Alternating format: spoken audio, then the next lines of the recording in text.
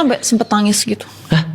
Boleh gak sih? Gue stres banget. Iya, dia stres sampai nangis gitu kayak. Nelpon sambil nangis atau pas ketemu? Oh, pas ketemu. Oh, pas ketemu. Pas ketemu. Pokoknya Nangis dia, karena stres itu dia nggak percaya diri. Kalau misalkan dia tuh bisa. Tapi pas aku bilang, lu bisa sih hafalan. Jadi dia stres karena nggak hafal-hafal skrip. Iya, gue ngapal-hapal skripnya gitu loh. tiba-tiba bikin film, Pak.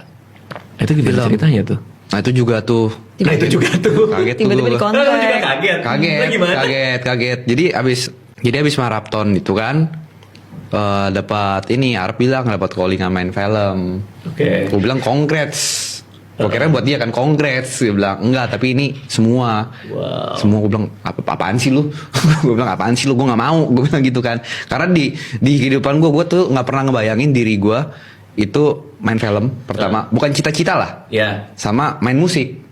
Oke. Ini dua hal yang gue nggak bisa gitu. Oke. Terus dia bilang kayak gitu, gue bilang ini mah ala-ala lah ya kan. Terus dia katanya mau jadi direkturnya.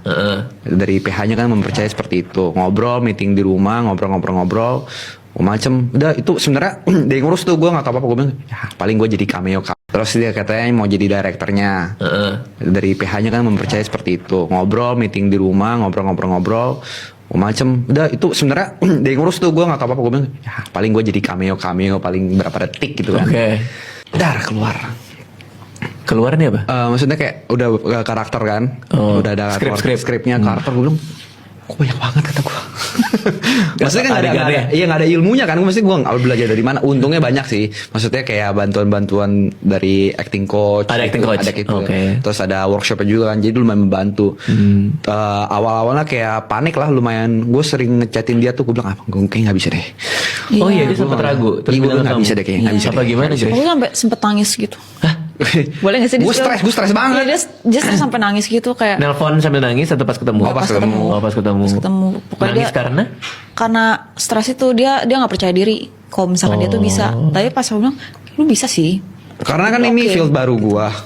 Field baru gitu. Field baru gua nggak pernah temuin dalam hidup gua. Gue jadi prepare-nya juga cuma berapa bulan. Oke.